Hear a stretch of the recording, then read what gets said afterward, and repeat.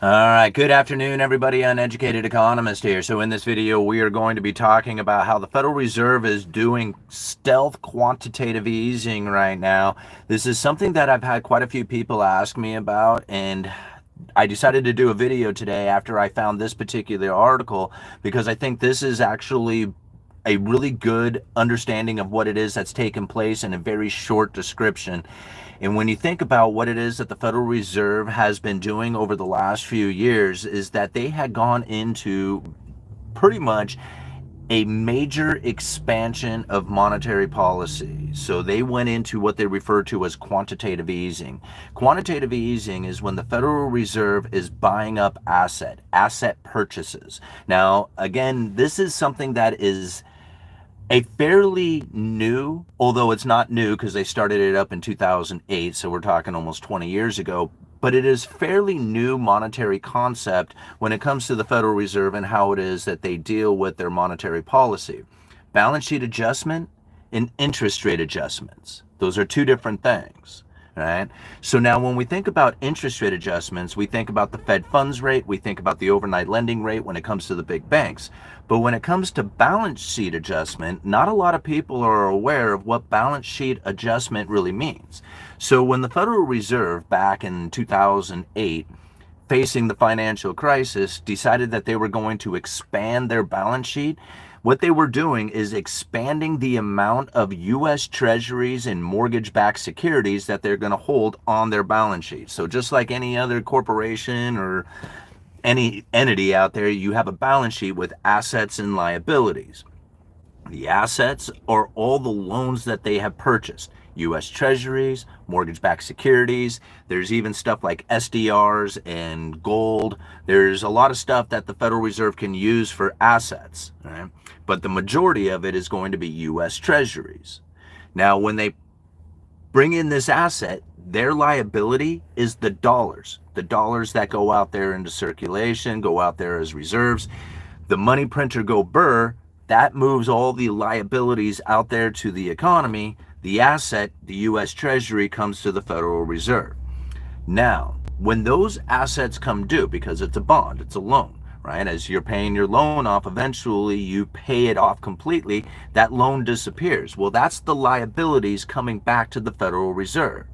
So if they're holding U.S. Treasuries, they're holding mortgage-backed securities, they're holding other assets that are denominated in this fashion, right, within dollars and have an expiration, a maturity to it, as those assets are coming due and the liabilities are coming back to the Federal Reserve, quantitative tightening says that they do not redeploy that money back into the system, right? Or they don't redeploy all of it back into the system. They start bringing those liabilities back to the Federal Reserve.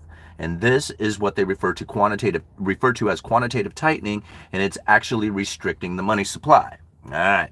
Now, I know a lot of people might argue and all this other stuff about it. Okay, that's cool. But that's ultimately what the Federal Reserve is doing. So when you come across articles and it says they're in stealth quantitative easing, they're really not in stealth quantitative easing. They are not firing up the printing press and buying a bunch of U.S. Treasury debts or mortgage-backed securities. What they are doing is allowing these mortgage-backed securities and Treasury to roll off the balance sheet. When that liability comes back, the money comes back to them, they redeploy a good chunk of that back into the purchases of U.S. Treasuries and mortgage-backed securities. That redeploying of the money going back into U.S. Treasuries and mortgage-backed securities, this is what people are referring to as the stealth quantitative easing. It's not. What it is, it's less quantitative tightening. Okay? So as like, if we could just imagine, I'm just going to make up a number, right? $100 billion matures in a month. Then the Federal Reserve redeploys 50% of that back into purchasing of U.S. Treasuries. Well, less quantitative easing or less quantitative tightening would mean if they had $100 billion worth of mortgages and U.S. Treasury debts that had come due, and they get that funding back, that liability back, they redeploy 60 billion back into the purchases of it, keeping 40 billion. You see, this is the type of quantitative tightening or less quantitative tightening. So instead of allowing these things to roll off and then not redeploying it, they start redeploying more money back into the economy. They're not printing up more and adding it. They're just doing less tightening. Right? So that's important to understand, because as people say that they're going into the stealth quantitative easing, you think, okay, they're firing up the printing press, right? Money printer go burr, prices go up. This is going to be an inflationary scenario, but that's not what they're doing. They're just doing less quantitative tightening, right? And it goes in, let me read a little bit from the article because it actually quotes Lynn Alden in here, who I just think is awesome. All right, the Federal Reserve has various tools at its disposal to control U.S. monetary policy. The most impactful is visible, and most impactful and visible of these is the change to the Fed funds rate, the overnight banking lending rate that serves as the benchmark for other interest rates and has a broad ripple effect in the economy, right? In the economic activity, sorry. So again, this is what I was saying. It's just like they basically have two tools, right? They have interest rate adjustments, the adjustment of the Fed funds rate, and balance sheet adjustments. It goes on. While the Fed elected to hold rates steady at its May 7th policy meeting, a decision that was widely accepted, it has since made some under-the-radar moves that have raised eyebrows in the raised eyebrows in the financial circles. Goes on to say this. The Fed recently purchased $43.6 billion in U.S. Treasury bonds, including $8.8 billion in 30-year Treasuries on May 8th, according to a Market Watch commentator by Charlie Garcia, founder of peer-to-peer organization for individuals with a net worth exceeding $100 million. According to Garcia, the Fed's actions amounts to a form of quantitative easing. This is inaccurate. That is not right. Hold on one second. I gotta. Yeah, it's so funny. You know, people with $100 million, you'd think that they would be super smart when it comes to understanding what it is that's going on with monetary policy, but instead, he has given it a different meaning. Right? Instead of giving it the meaning that is appropriate, which I believe is appropriate because the Federal Reserve actually made this announcement that they were going to be doing this, instead he gives it this whole other kind of meaning that they're being stealthy or something about it. And to be honest, this is not stealth. This is not secret. This is something that the Fed said they were going to do. Maybe the change in the operation in the amount that is happening, that might be a little bit shocking, like for some people out there who are just hyper-focused on it. But the fact that they have moved into a quantitative tightening and then do less quantitative tightening, this has all been announced. This shouldn't shock anybody, right? And to believe that it is like this stealthy move, that's quite naive, because the Federal Reserve said that they were going to be doing this. Like, maybe not in detail to the amount, but they said that they would be moving into quantitative tightening and adjusting the balance sheet adjustments. Okay? So no, this is not a secret. This is very much, in line with what it is that they were talking about as far as their operations go. It's stealth easing, Garcia wrote. It's monetary policy on tiptoes. Goes on to say, the Market Watch commentator acknowledged that not everyone agrees that the Fed is engaged in stealth QE. Financial analysis, good Lord. I don't know how it is that I can even have a YouTube channel. I can't say words, All right. Financial analyst, there we go, Lynn Alden maintained in May 7th post on X that the Fed is not doing QE. They're just doing less quantitative tightening. As their bond holdings mature, they reinvest most of them to avoid having a balance sheet go down quickly, right? That's what they are up to. They're just not reeling in as many dollars as they had once done. In fact, they're taking a good chunk of those and deploying them back into the economy, but they are not firing up the printing presses and adding to their balance sheet like most people would understand quantitative easing to be. Stealth QE is not the same as QE. This idea of stealth QE is really mischaracterized, because it's not easing anything, it's just doing less tightening, which is a difference. At its March monetary policy meeting, the Fed announced that it had begun slowing its rate of QT. Right? So this is, again, they announced it. It shouldn't be shocking to anybody. by easing the pace of Treasury runoff from its balance sheet, the opposite of QE. Quantitative tightening is when the Fed sells bonds on the open market to curb inflation by reducing the money supply in the economy. All right, so when I think that's also another way to misinterpret the quantitative tightening is that most, like, including even in this statement, when you openly sell your treasury debt, like the Federal Reserve, if they were to go out there and just start selling treasuries out there on the market, like get rid of these things and get their money back, that is ultimately the quantitative tightening. But if you have maturing bonds and then you don't redeploy that back into the economy, back into buying more treasuries and bonds, then essentially that's the same thing. You're not selling it, right? But once they mature, if you don't redeploy that, you're getting your money back. It might as well, it's like instead of selling it, you're just waiting for it to mature. It's essentially the same thing. Like quantitative tightening is technically when they're out there selling those things to reduce the amount of assets that are sitting on the balance sheet. But if the assets are being reduced because they are maturing, that's essentially the same thing. Then if you do less tightening from the maturing of those bonds, like bringing in the money, but then redeploying it back out there, you're doing less of it. That's not quantitative easing, right? It's still a tightening position, no matter how you look at it. So you can call it anything you want, but that's ultimately what is happening, is that they're not necessarily printing up the money and going out there for it. All right. And so in turn, when you have this sort of situation happening, then of course what you will end up facing, if you have the market believing it, right? You know, this is the problem that ends up coming from it, is that if the market believes that the Fed is actually moving into a quantitative easing, which I don't think the market actually interprets it as that, if the market was to believe that, like the Fed is going to go into quantitative easing, they are going to fire up the printing presses, they are going to actively go out there and start buying U.S. Treasury debt, you would definitely see the U.S. Treasury yields falling. You would see the mortgage yields falling. You would see all that other stuff. They're not doing that. They're in quantitative tightening right now. And they really have no promise of lowering rates going into the future. I mean, there is Kashkari, who is, out there just recently, or Bostic. I think it might have been Bostic, actually. I was reading the article on, who was saying, we got to wait and see, I mean, this whole tariff thing, this is going to really, we may only have to do one cut this year to really figure out what it is that's going on with this whole thing. I mean, it's just, it becomes very apparent to me that they are very much in a position in which that they do not want to adjust the Fed funds rate. They don't want to do it.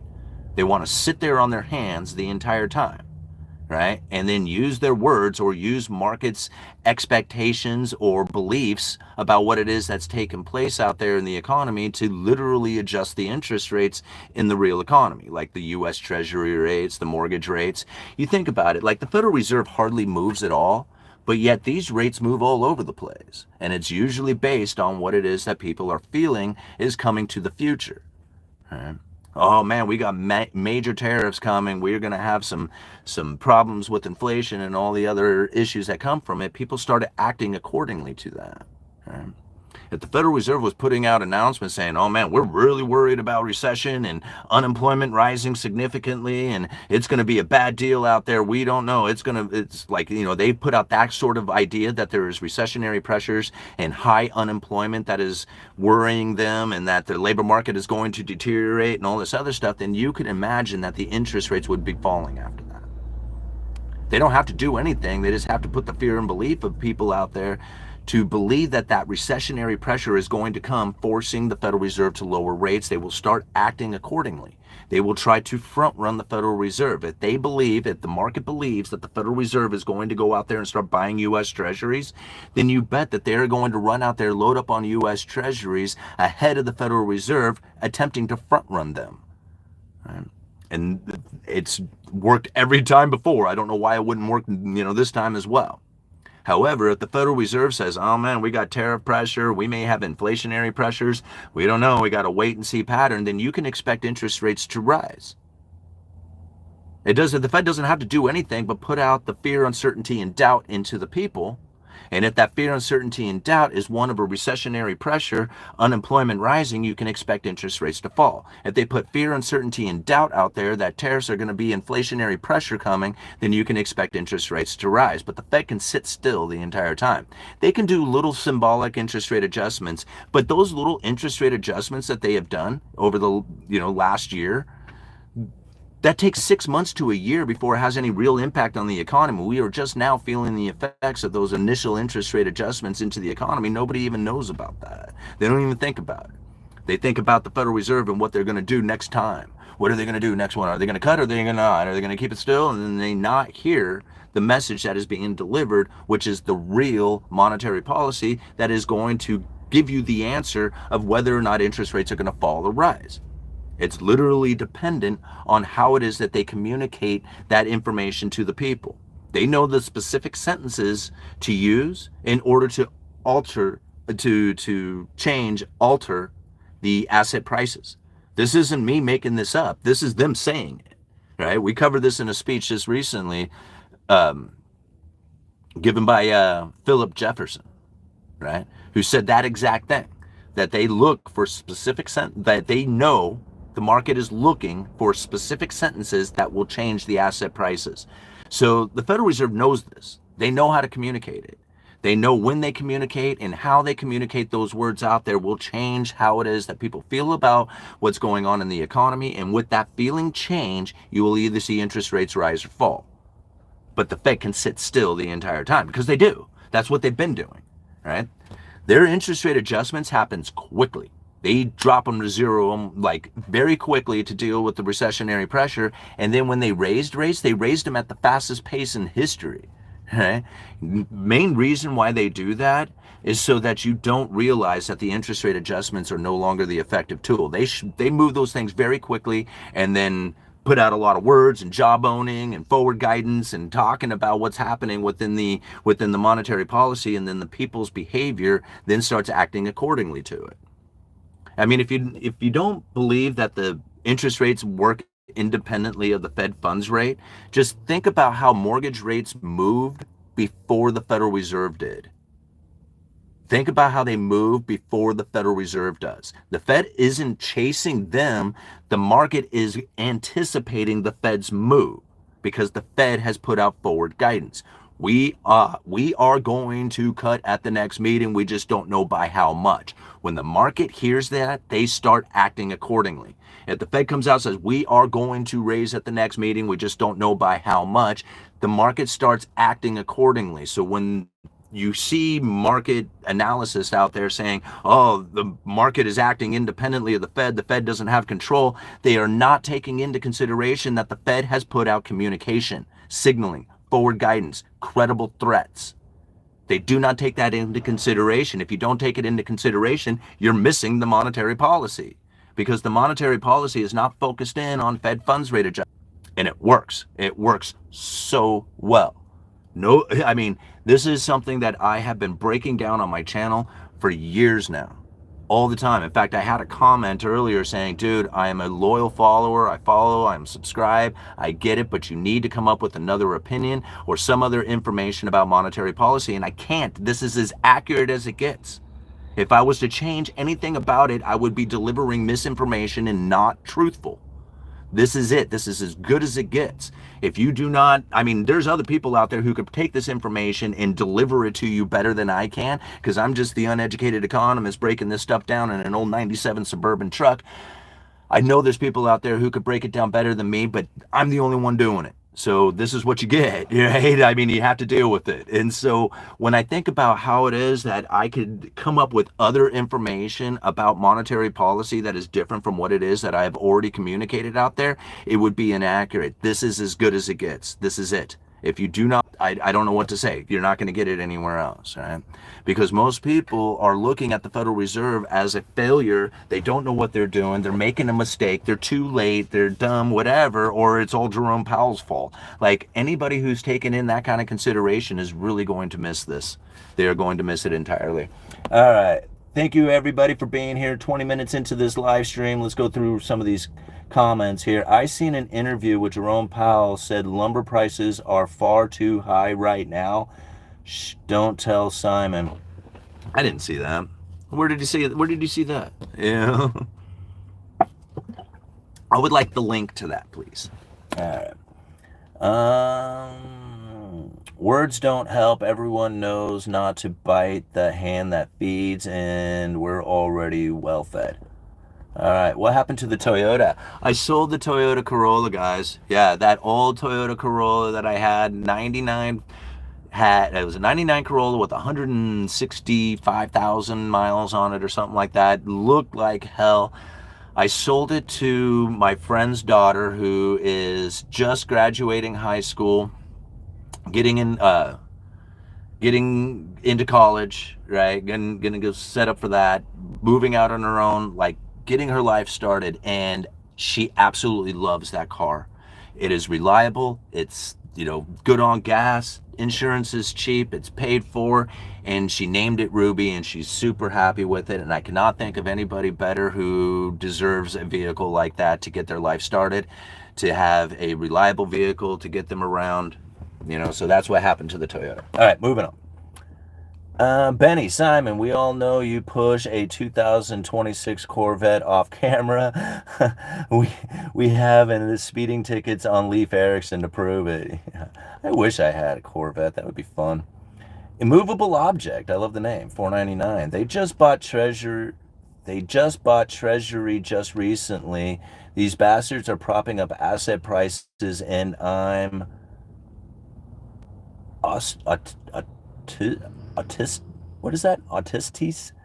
Nobody nobody is buying bonds. That's not true. That's not true. Thank you for the $4.99, by the way. But the comment isn't accurate, right? Just go and look at foreign holdings of U.S. Treasury debt, right? There's more foreign holding of U.S. Treasury debt now than there has been in history. Let me bring it up here. Let me look. Foreign holdings of U.S. Treasury debt. So you can type in foreign debt held by foreign and international investors. And although we had a little drop from its peak, like Q3 of 2024 had 8,678 billion dollars worth, if I got that right, and now it's 8,500. So it went from 8,600 to 8,500. Very, very small drop in the amount of Treasury debt held by foreign entities. And it's probably, that drop has probably increased over the last few months, especially with the consideration of what has happened here, you know, with the tariffs and all that other stuff. However, if you go and take that chart back to like its max, you're going to find that it is so, like, I mean, it's reversed right now because my camera's all screwed up. But here's the chart, right? Let me see if I can show it to you. You see way over here where my finger is, like, there's more foreign holdings right now of U.S. Treasury debt than any time in history. Right? There's plenty of people who are holding U.S. bonds. Right? No doubt about it in my mind that the demand for bonds are as high now as they have ever been, regardless of what it is that you are seeing out there. All those people who are looking at China dumping bonds and saying, oh, look, they're now gone from second to third, you know, as far as U.S. Treasury debt holder, and saying they're trying to get out of it, and then you read all these articles about it. Do not. These are the same people who do not take into consideration that China has issued out a lot of dollar-denominated debt. They need to pay back debts in dollars. And it's very difficult to acquire dollars if your manufacturing is not pushing a lot of product out there to the United States or out there to the world. If you are in a deflationary problem like China is facing, they have a difficult time acquiring the dollars to pay their dollar-denominated debt. What's the easiest way into cash? Sell your U.S. Treasury debt. That's why China is now sitting at third with their Treasury debt. And a lot of people will argue with that. That's fine. Like, I mean, you can give it any meaning you want, right? You can say that it's China being pissed off at the U.S. and trying to get out of that debt. That's fine, right? You can say it that way, and, you know, there's probably a lot of truth to it as well. But when it comes to the bottom line, they owe debts in dollars. And when you have a difficult time trying to acquire dollars through the selling of your products, through your manufacturing base, how do you get the dollars? Other nations owe China in dollars for the Belt and Road Initiative. China lent money to other nations to build infrastructure. They did that in US dollars. Doesn't have anything to do with the United States, but China lent US dollars, lent money to foreign entities to build up their infrastructure. And if they cannot pay back China, China owns that infrastructure. That's part of this Belt and Road Initiative, was to take over these other nations literally by lending them money in US dollars. And then when the US dollars become difficult for them to acquire, right, China ends up owing them. Those nations need to pay China in dollars. This is how come the dollar is so demanded around the world. People don't know this. People don't look at it like this. Brent Johnson, Jeff Snyder, these guys just, they know this stuff way better than I know it, right? I mean, I know a little bit about it. Those guys are like really into it. And they understand that the demand for dollars is going to be far more than anybody had ever anticipated it being. All right, moving on. Hi, y'all. I'm Bobo Snooks from the U.S. Empire. My ex-wife, Heather, and I did a big box run today. Item you ask, electric toenail trimmers, case of Johnsonville brats, and earwax removal kit. Okay, great comment. Okay, M Rider 777, Japan is falling. What will that do to our dollar? Well, I mean, I guess it depends on how far of an extent that it goes to. The here's what I think a lot of people like with the question, what will it do to the dollar? Like a lot of times people want to hear, how is it that the dollar is going to end up failing, right? Like how is this other thing that's happening out here, like how is the Russian-Ukraine war going to impact the dollar? How is Japan going to impact the dollar? How is all these like isolated incident, like, I mean, they might be major, but these incidences that happen out there, how is that going to impact the dollar? And I honestly don't look at things in that fashion. To me, I look at what could possibly replace the dollar. How is it that the dollar was able to acquire the position that it did? And then how is it that something else could come in and possibly take it over? What would it be like if the dollar was to lose the confidence of the world? How would that happen? Is it like people already don't like the dollar? There's already loss of confidence in it, but yet the dollar is by far the highest demanded currency that will ever be considered a demand for world currency. There's nothing else out there like the dollar. It's just it. It's the only thing. So when I think, okay, so if there was going to be a failure of the dollar, what would that look like? Well, it would have to be a rise of another nation that is willing to do what the dollar is doing, what the United States has done. The United States has gone into debt in the largest debtor in the history of time, right? That's what the United States has done. But not only have they gone into debt, and people are like, oh, you've gone into debt, bad deal, right? Like you got this major credit card.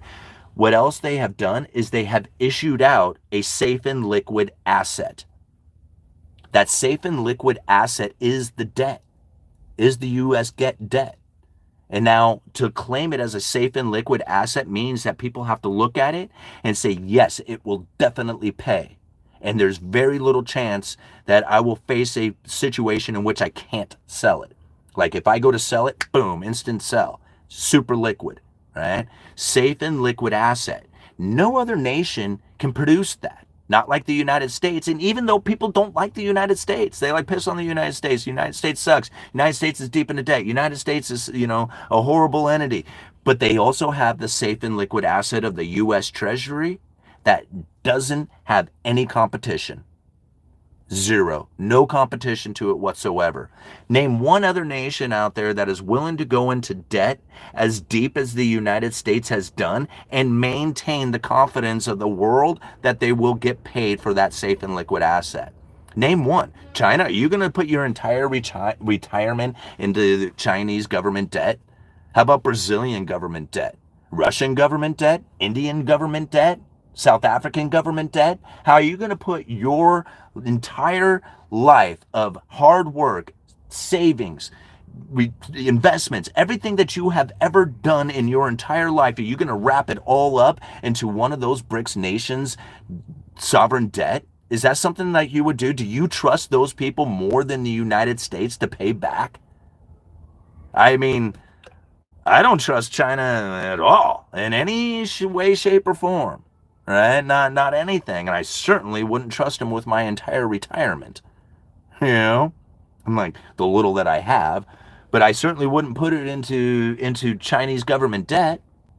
And so if people are not willing to lend the money to these nations, then they are not going to be able to produce a safe and liquid asset to the extent that the United States has done. There is no competition. Literally none. There's nobody out there. So the idea that the United States is going to fail because it's got a loss of confidence of the world, that already happened. The world already hates the dollar. They don't like them. All right? But you know what they don't like? Is the other nations even more. Right? So the United States is the, how do they put it, the best looking house in a bad neighborhood, or the best looking horse in the glue factory, or whatever you want to call it. That's the situation that we're in, is that there's literally nothing else out there that can do it. And if you think that it's gold or Bitcoin or some other limited currency out there that's going to do it, what you're going to have to then take into consideration is not only Gresham's law, but then you also have to take into consideration the Cantillon effect, and that there is going to be a concentration of wealth, which is going to deprive the people of being able to do transactions, and you are going to find massive famine, massive hunger, or massive like depression and poverty and horribleness that is going to happen because of a result of it. The most industrious people will hoard all the money for themselves, right? And everybody else will suffer the consequences. That's fine. Like I'm in a mind of which that I believe that I could actually do well in that sort of environment, but most of the people out there will suffer in pain and misery, right? So there's really no competition. The U.S. is it, and there's really nothing else out there.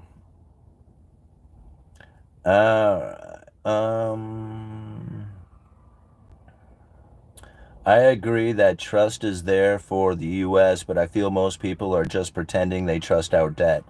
I mean, pretending or not, it's the fact that it's happening, right? I mean, I don't want to say, hey, the U.S. dollar is trusted by everybody equally, 100%, and everybody agrees with it. No, that's absolutely incorrect. That is not the case. And in fact, since the dollar was removed from the gold standard, or the gold standard was removed from the dollar is probably a better way of saying that, people have hated the dollar. They don't trust the dollar. They thought it sucked back in the 70s, and there's no difference to that sentiment today. The only difference is that it pays, guaranteed to pay, zero chance of default, right? With a zero chance of default, well, dang, man, you suck, but that's a pretty good deal. I mean, that's all there is to it. All right, drop a $5 bill outside a Denny's restaurant, and the old person walking with their walker will bend over and get it. People want the dollar, absolutely. Simon, are you at all worried about Treasury reaching 5%? That's all I've seen aside from student loan and mortgage delinquencies. No, I'm not. Yeah. ETF or physical gold, your choice. I say physical myself, but then again, I look at gold and silver as an insurance policy and not as an investment. So, all right, guys, I got a few more minutes here, and then I got to call it quits. BlackRock employee told me having high debt and being able to manage it can signal economic strength. That was her retort when I told her that one of the reasons why I am into Bitcoin. As bad as people hate the dollar, there are towns in Baja California, Mexico that don't want to take the pesos. They'd rather get paid in US dollars. Stocks outperform gold by a significant margin, though. Yeah, that's true, but gold and silver are the only thing that remove you from a third-party claim. Like if all of a sudden your app fails, your broker doesn't answer the phone, banks are going out of business, you could lose everything because it's tied with a third-party claim. When you have physical gold and silver, and to a lesser extent Bitcoin, well, then you have something that is in your possession. You're responsible. You are in charge of the security of it. And if the entire system collapses around you, you still have it in your hand. Right? That's different from anything else out there. Everything else is a third-party claim, including even owning land, because then you're like relying on the government for property rights, unless you're willing to stand there with a shotgun and protect it, which, a lot of people would be willing to do. That's not exactly a secure form of securing your wealth like silver and gold is. There's really nothing else like it. It's the only thing. So, yep, that's why gold ETF are totally scam, though. All right, do you think the end point is hyperinflation to collapse the debt, then resetting currency with metals and crypto? Nope, absolutely not, Sander. Absolutely not. That is so far from what it is that I believe that is going to happen. In fact, I think it would be almost impossible for a hyperinflationary scenario to take place. Right? And that's I know that's really difficult for a lot of people to try and internalize because of the amount of money that is getting printed up.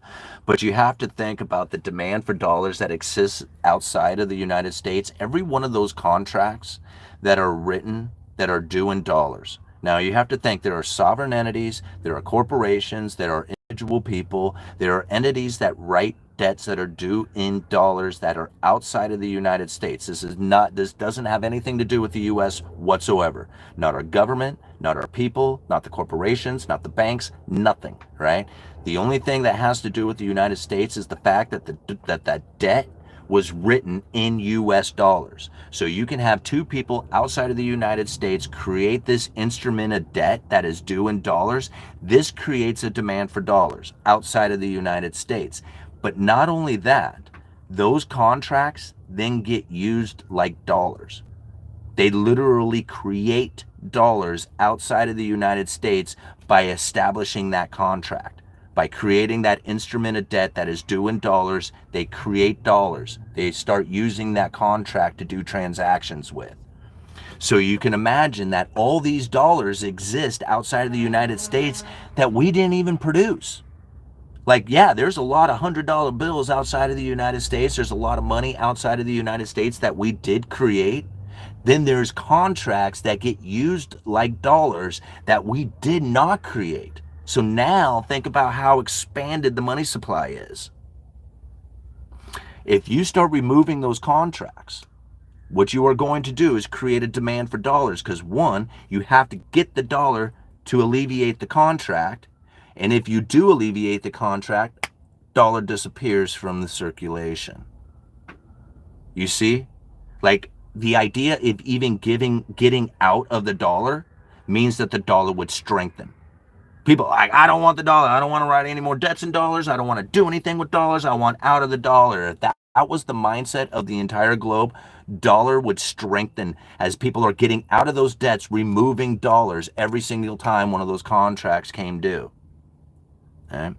Now, at the end of that, of all these contracts finally, and everybody has these dollars outside of and they start getting rid of those to the United States, at that point, you might be able to find a hyperinflationary scenario, but I very seriously doubt it, because by that time, the dollar will have strengthened so much it would have blown people's minds.